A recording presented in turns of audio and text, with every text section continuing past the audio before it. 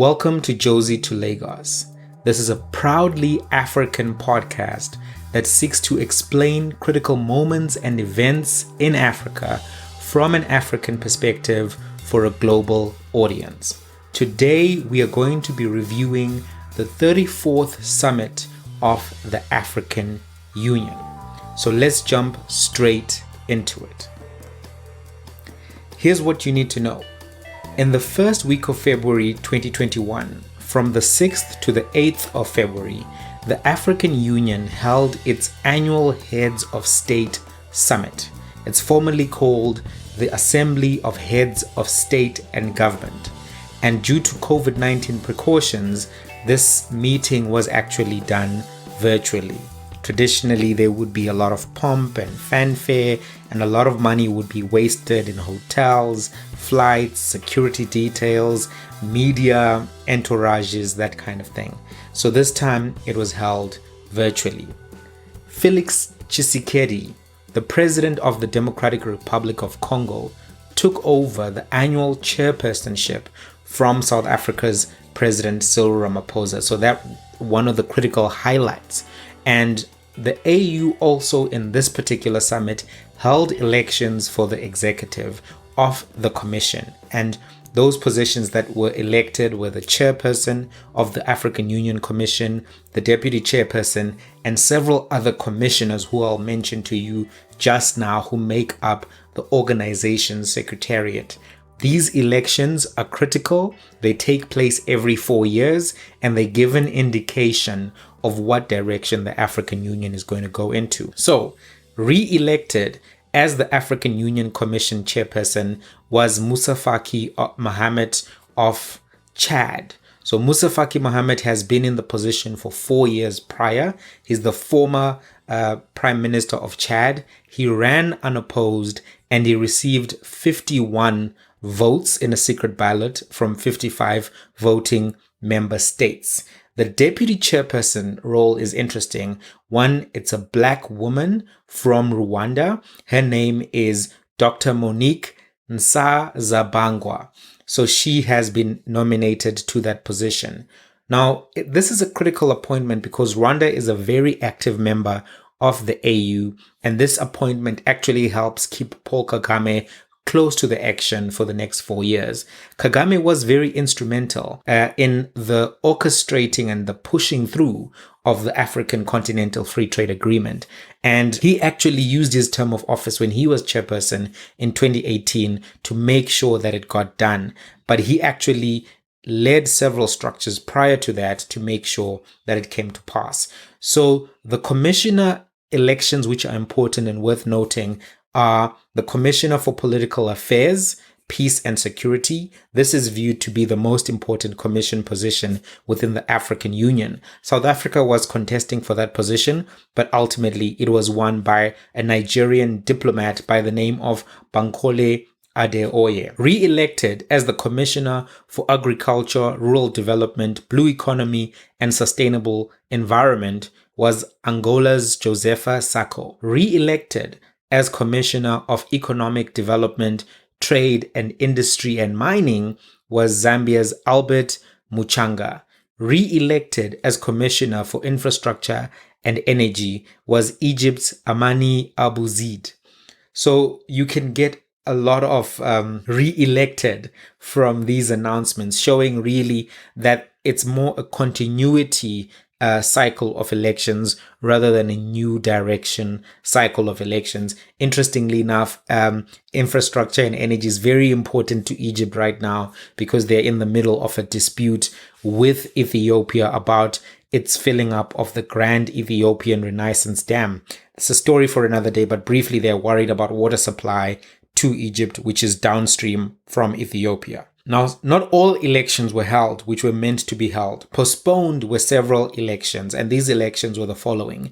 Elections for the Commissioners of Health, Humanitarian Affairs and Social Development, and of Education, Science, Technology and Innovation, also postponed to the next meeting of the AU Executive Council of Ministers. So obviously there were some politics behind that, but also time was consumed as people were canvassing for their candidates in the other election. So I want to summarize for you the essential speech which matters for you to be aware of, and that is the incoming president of the African Union speech. Now, he gave a brief speech accepting this particular appointment, and he spoke about the theme of the African Union this year. Now, the theme of the African Union for this year is around arts, culture, and heritage, and how to use them as levers for building the Africa that we want. So the African Union incoming chairperson, Tshisekedi, spoke about this, but he just spoke about it briefly. What he then moved on to speak about were the conflicts that were occurring in the Sahel region, in the DRC, and in the Central African Republic, and also the terror threat that has emerged in Mozambique. He spent a great deal of his time actually speaking about these particular conflicts. He did not mention the conflict in Ethiopia between the Ethiopian government and the people of northern Ethiopia who live in Tigray. He did not mention the conflict between Sudan, Ethiopia, and Egypt around the filling up of this now constructed Grand Ethiopian Renaissance Dam. Then he moved on to speak about the African Continental Free Trade Agreement and the trade area and how it's operational in generally the same optimistic themes that every other African leader has been speaking about this particular program. So just to give a review of his speech, if you want, you can find it on the African Union website as well as on YouTube, but it's in French. So you have to try to find a way of working around that. There is an English version of the written speech. Now, I'm not actually sure there's much that we should expect in terms of movement on the issues that are affecting the continent during the tenure of Felix Tshisekedi. And that's because, number one, he has not shown much of an appetite for continental issues aside from the security concerns of Central Africa. He's not known for African ideology. He's not known for a concern about Pan-Africanism. He's not written much on these topics. He's not been vocal on much of these topics. Oftentimes, when you see real movement, it involves leaders who are passionate, knowledgeable, conversant in the mechanisms of the African Union, and also have been postulating ideas publicly. So we've seen critical movements happen under Thabo Mbeki. We've seen critical movements happen under Paul Kagame. And those are the kind of leaders where you can really expect to see drastic change.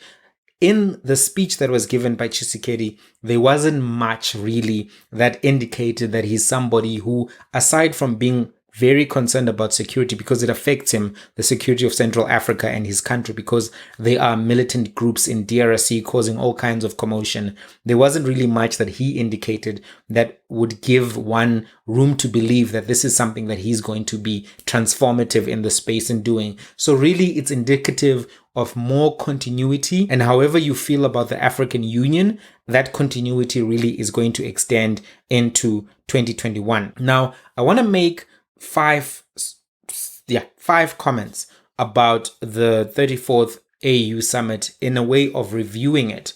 Number one, the theme that they've chosen is such a low-hanging fruit, right? To actually speak about, arts and culture in 2021 as the African Union. It reminds me of African ministers who occupy those particular portfolios, sports, arts and culture, who are always there to welcome and congratulate the performers, but aren't really instrumental in creating those successes. Africa has got a rich tapestry of music, art, and cultural practices, but those are oftentimes organically developed by the audiences and the artists, and they've grown due to appreciation and curation by those spaces. And this has been despite the ceremonial nature of African leadership in endorsing or enjoying African art. Burna Boy, the Nigerian musician, is not famous because of infrastructural support from the Nigerian government. He's famous despite that infrastructural support. The same is true of Cassper Nyovest and several other continental musicians. Casper Nyovest is a prominent rapper from South Africa. But even if you look at Shatta Wale, even if you look at Sakode, you will find that on consideration of all of those success stories, there is seldom a presence from structural institutions in terms of support. In other countries, people will indicate that they did succeed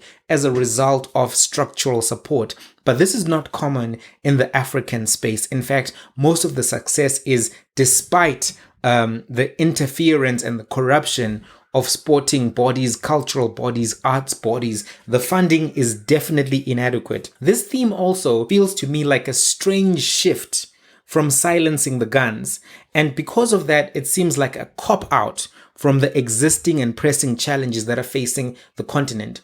To move from guns to music seems as if, there's not really going to be an attempt to deliver on the heavier issues that are affecting the continent, right? This whole, let's just get on with music, arts, and culture. To me, it seems as if they want to have something to report at the end of 2021 without necessarily having done any of the work, but also a cop out from having to engage with more serious issues. I do think that in 2021, if we were picking priorities and themes for the African Union, arts and culture would not be the theme that I would go to, considering the challenges that are pressing that exist.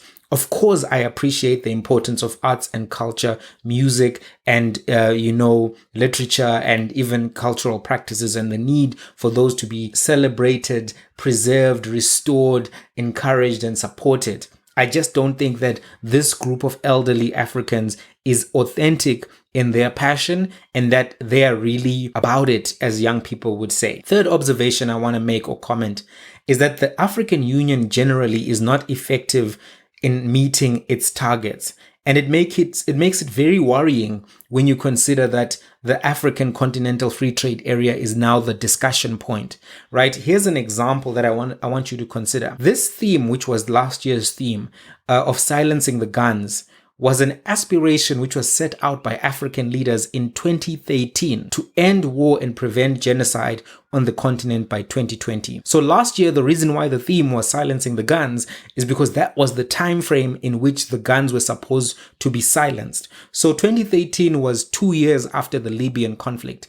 That conflict is still ongoing. There's a peace treaty which has been signed, but the conflict is still ongoing. But there's been so much conflict in the Sahel region, for instance, in Central Africa, in Somalia.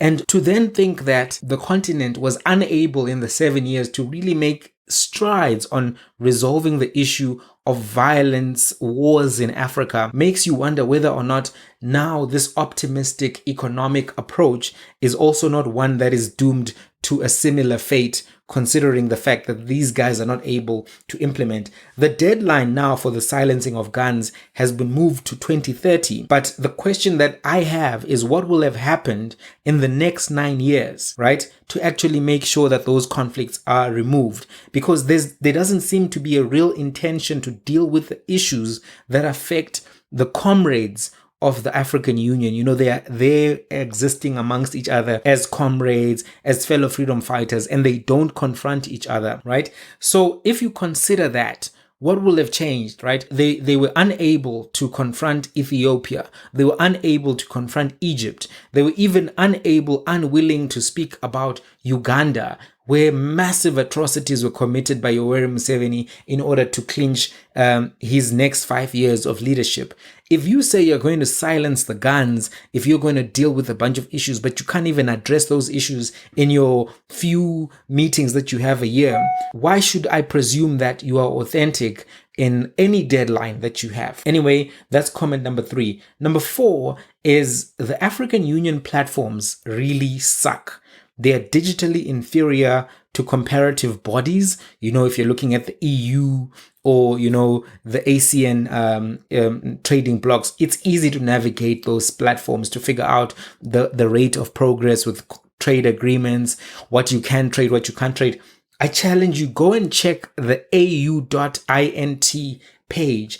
It is buggy. If you want to read up on the Continental Free Trade Area, you won't get it. Some days documents and pages just don't load. And for me, when I compare the African Union website to company websites, university websites, and other blocks which are doing similar things. It just shows me that these guys have a lot of work to do. They are ticking the boxes, but when you start looking at the quality of the boxes that have been ticked, you then find that it's subpar.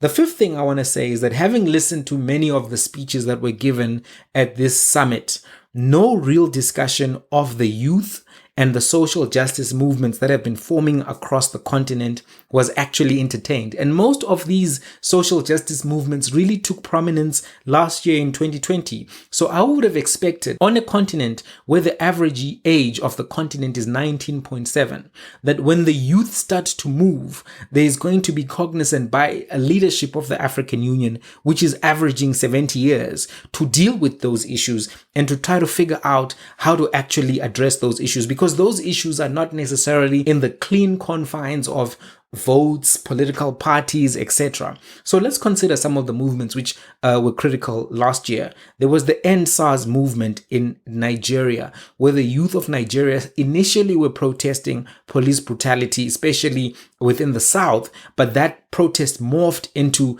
a protest around governance, a protest around economic exclusion, as well as still being a protest about police brutality and human rights. No real consideration of that discussion in the most populous African country and one of the biggest players on the continent. The AU failed to tackle that issue, right? There was also the Zimbabwean Lives Matter protest, which arose. There was a protest in Namibia led by Namibian young women protesting rape culture, and general activities by the government which excluded women, young women in particular. Now, if you think about the Namibian, the Zimbabwean, the Nigerian protests that occurred, social justice protests led by the youth, you then would expect that the African Union would start making overtures to young people, start trying to find ways to genuinely involve them in continental governance, but that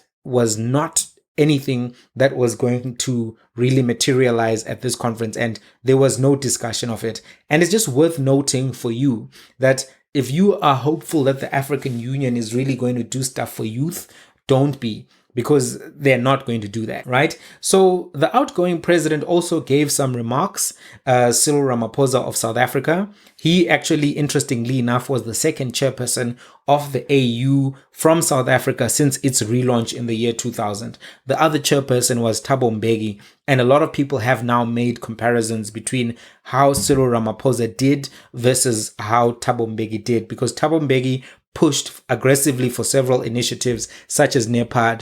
He was involved in several continental negotiations during times of election fraud and abuses, and one critical example is Zimbabwe. So some people have said that when you compare Thabo Mbeki and Cyril Ramaphosa's tenure in office as chairperson of the African Union, that Thabo Mbeki outperformed and Cyril Ramaphosa underperformed. So let's examine that in closing. So one of the things that Cyril Ramaphosa was trying to actually do and got a bit unlucky with when he came into office is, one, he was trying to have these summits, and summits are actually very powerful because you can actually get a lot of work done at in-person summits. So he planned to have two summits in May of 2020, a Silencing the Guns Summit and an African Continental Free Trade Area Summit. But because of COVID-19, those summits didn't happen as envisioned, and you lose a lot of that interaction which you could have had on the ground. African leaders love going to South Africa because of the high levels of development. The conference centers are really sophisticated and the entertainment facilities are quite extensive. So what South Africa was hoping to do is to use its attractive destination to create a diplomatic platform where a lot of work could be done in a conducive environment. Unfortunately, those particular summits could no longer happen as envisioned, which is in person. They were digital versions, but nowhere close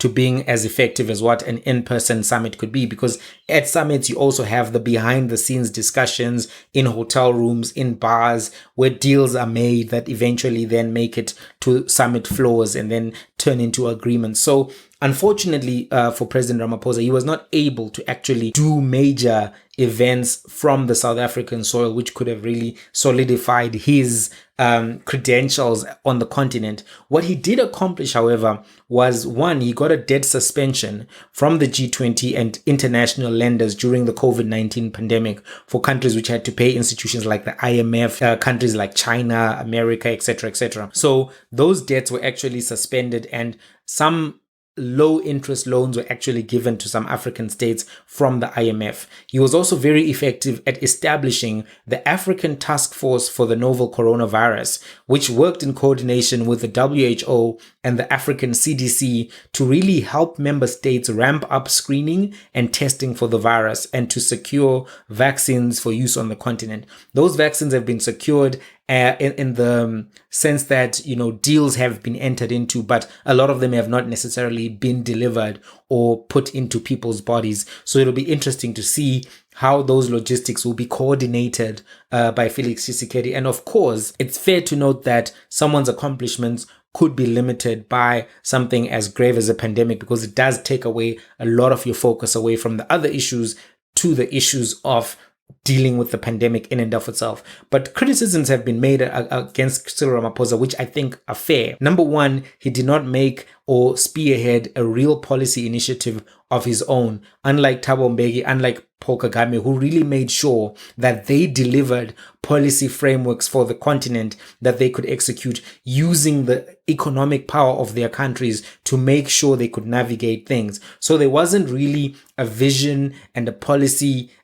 pushed forward by South Africa. That's number one. Number two, South Africa did not win diplomatic positions. It was contesting for the commission position, which I mentioned earlier, the political affairs, peace and security position, and that was lost. And many people pointed out that it shows that South Africa was not in a good diplomatic position within the AU.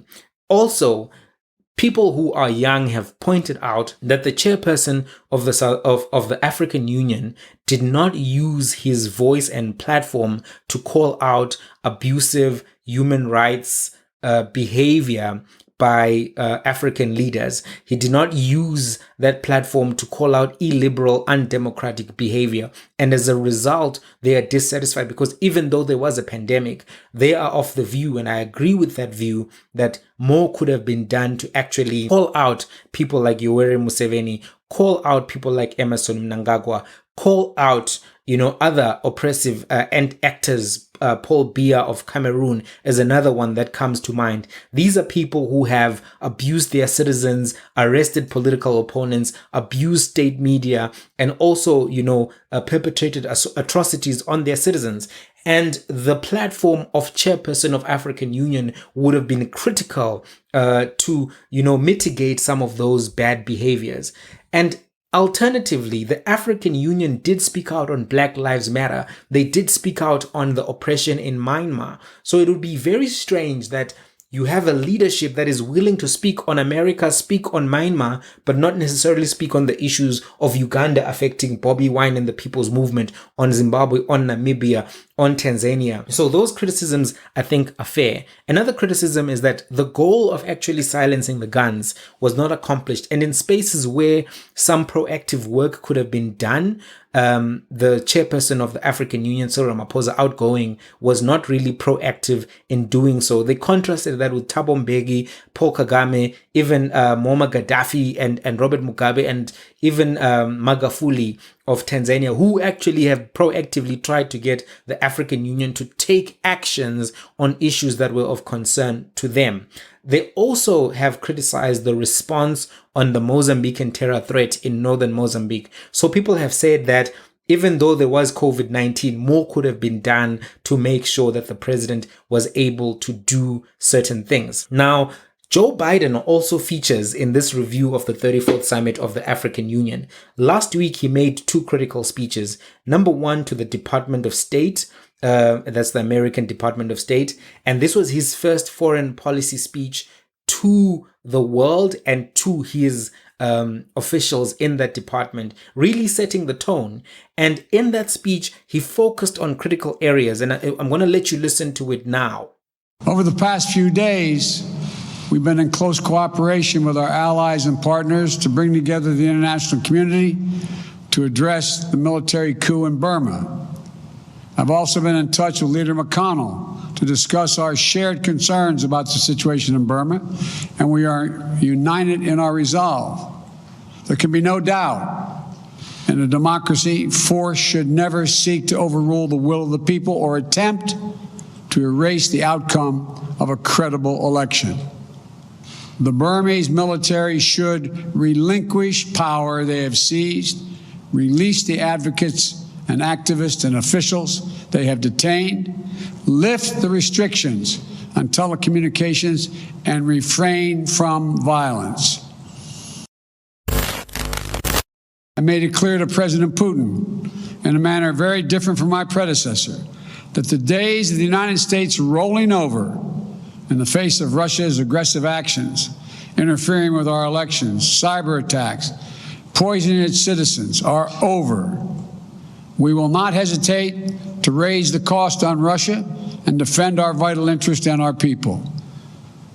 And we will be more effective in dealing with Russia when we work in coalition and coordination with other like-minded partners.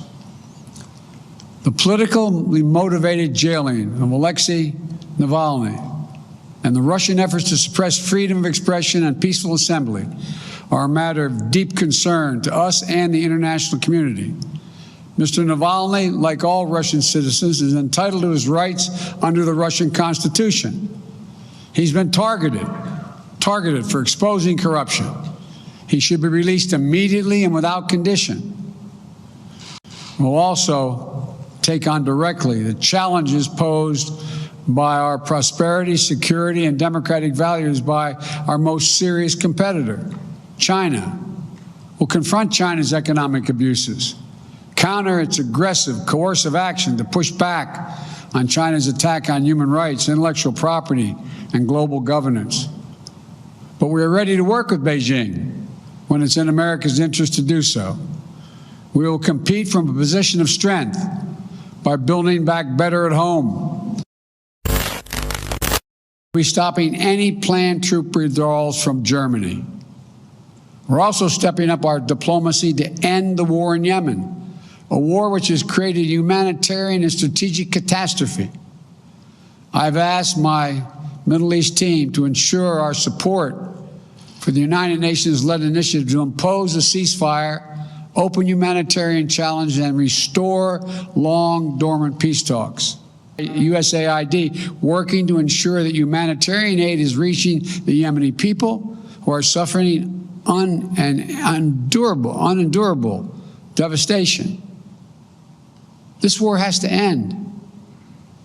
And to underscore our commitment, we are ending all American support for offensive operations in the war in Yemen, including relevant arms sales. At the same time, Saudi Arabia faces missile attacks, UAV strikes, and other threats from Iranian-supplied forces in multiple countries. We're going to continue to support and help Saudi Arabia defend its sovereignty and its territorial integrity and its people. When you think about this speech, one thing is very clear. Africa is absent in the discussion altogether. There's discussion of Myanmar. There's discussion of Russia.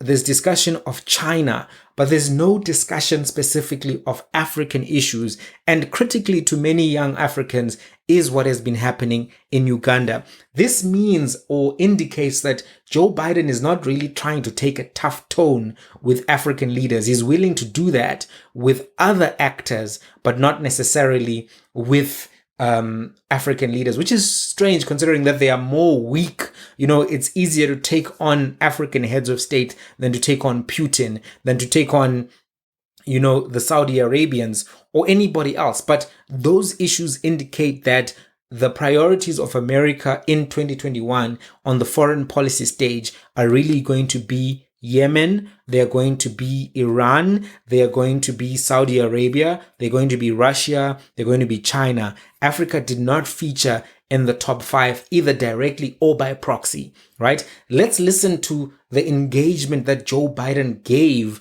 to the African Union just before it started its 34th summit. So it's a 2-minute clip. Just listen to the whole thing and then just start to think about whether or not this is the tone of somebody who's really going to push African issues aggressively. Let's listen.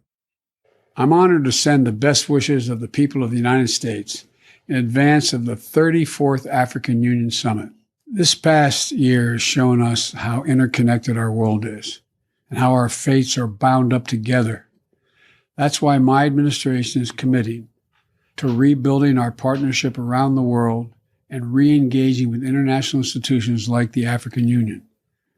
We must all work together to advance our shared vision of a better future, a future of growing trade and investment that advances prosperity for all our nations, a future that advances lives of peace and security for all our citizens, a future committed to investing in our democratic institutions and promoting the human rights of all people, women and girls, LGBTQ individuals, people with disabilities, and people of every ethnic background, religion, and heritage. To reach this future, we also must confront the serious challenges we face. That includes investing more in global health, defeating COVID-19 and working to prevent, detect, and respond to future health crises, and partnering with the African CDC and other institutions to advance health security. Raising our climate ambitions and ensuring developing nations can mitigate and adapt to climate impacts that are already causing pain. And engaging in sustained diplomacy in connection with the African Union to address conflicts that are costing lives all across the African continent. None of this is going to be easy, but the United States stands ready now to be your partner in solidarity, support, and mutual respect. We believe in the nations of Africa, in the continent-wide spirit of entrepreneurship and innovation. And through the challenges ahead, although they're great, there is no doubt that our nations, our people, the African Union, were up to this task. I hope I can be with you next time in person. I want to thank you, though. Thank you. May God bless you all.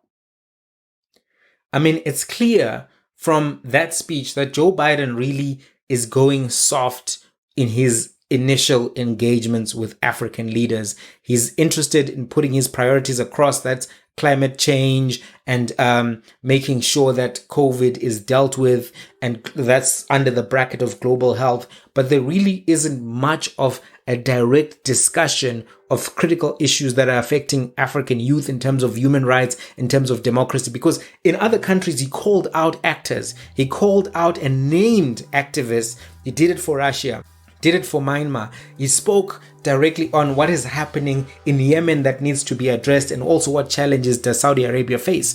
But he did not do the same thing for Africa. My take is that if he actually had serious interest in dealing with some African issues within 2021, then he would have mentioned it. And then this makes me think that as young Africans, as passionate, progressive Pan-Africans, that therefore means we have to start thinking about strategic ways to get onto the agenda list of the Security Department, because the issues that we are facing, we cannot deal with on our own.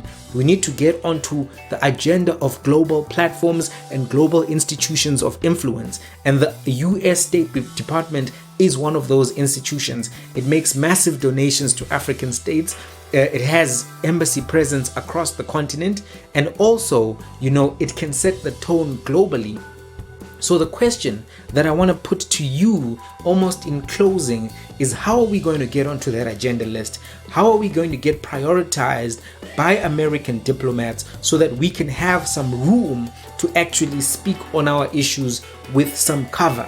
Because if we try to confront these African leaders by ourselves, they are brutal, they are dictators, they are not hesitant in using violence and brutality to suppress dissent.